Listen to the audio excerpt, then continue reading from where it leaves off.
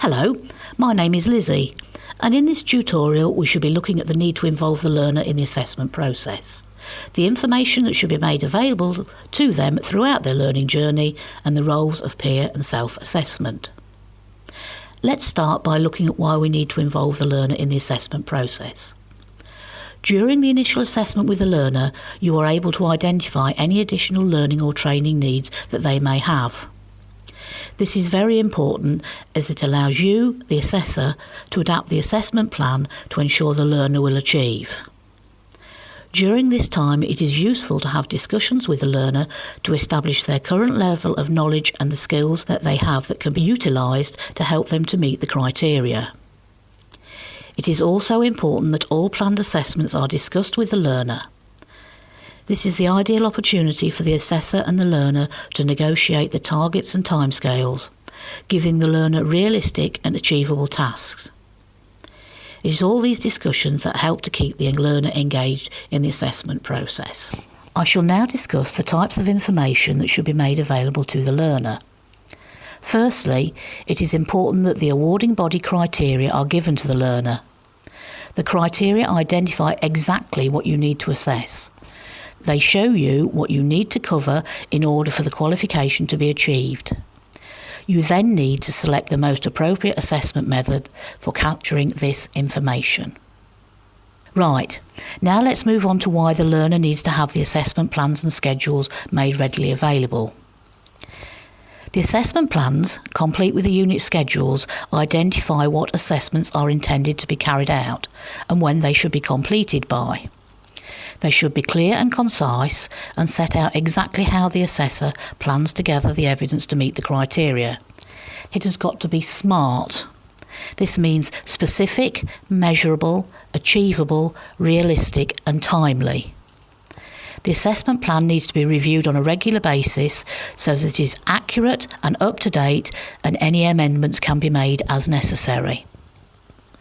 Now, it may seem common sense that the venue details for the planned assessments need to be made available to the learner. But it is important that these details are confirmed by the learner so that we know they will be able to attend. Another important detail that needs to be confirmed are the time of the assessment, the dates and the venue. Okay, so now we have moved on to an important and more serious topic: the appeals and complaints procedures. Hopefully, during your assessing career, there will not come a time when a learner wishes to make an appeal regarding your assessment decisions, or even make a complaint against you, but it can happen, and you need to be aware of the processes and paperwork involved.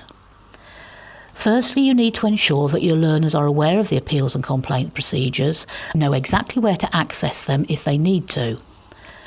For example, you are a learner with Brooks and Kirk and have access to our appeals and complaints procedure on the online learning site Moodle.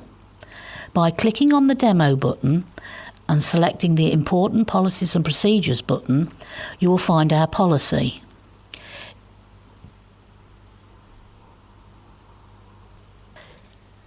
This policy details how to make an appeal or formal complaint.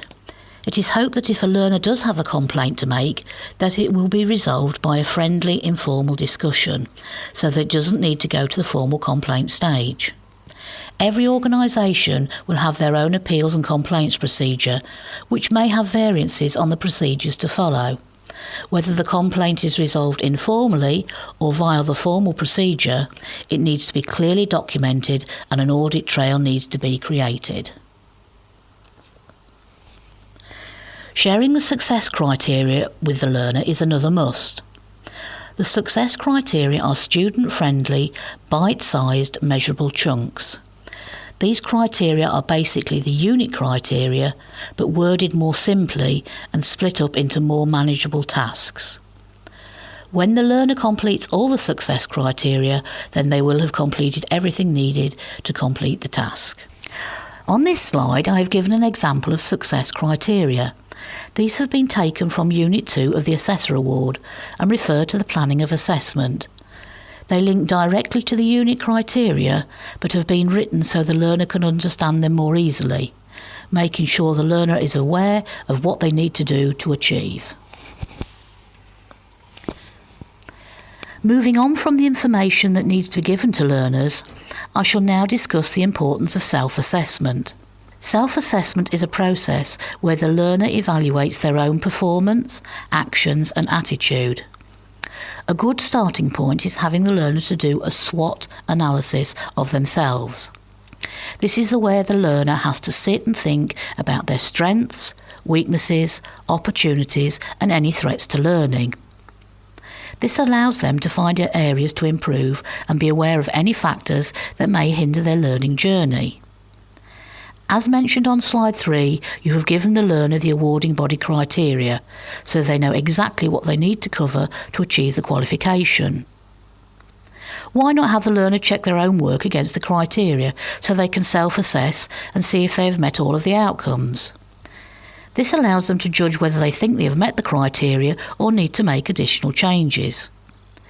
But it is important to remember that the learner will only be able to self-assess against the criteria if they understand them. Another very good method of self-assessment is self-reflection. Once a task has been carried out, it is good practice to have the learner reflect on what they have done. This gives them the opportunity to identify the areas where they feel they did well and the areas they feel could be improved. And finally, I shall discuss the value of peer assessment. Peer assessment can be a good learning tool for both the learner receiving feedback and the person giving it. It helps the learner practice the art of giving feedback whilst helping each other identify points of improvement. It is very important to remember that whilst peer assessment can be a helpful tool, it can also be damaging if it is done incorrectly. If it is done incorrectly, it can appear confrontational and can damage a learner's confidence. So that draws this tutorial to a close. We have now covered the importance of involving the learner in assessment, the information that you should make available to them, the importance of the complaint procedure and the role of peer and self-assessments. Thank you.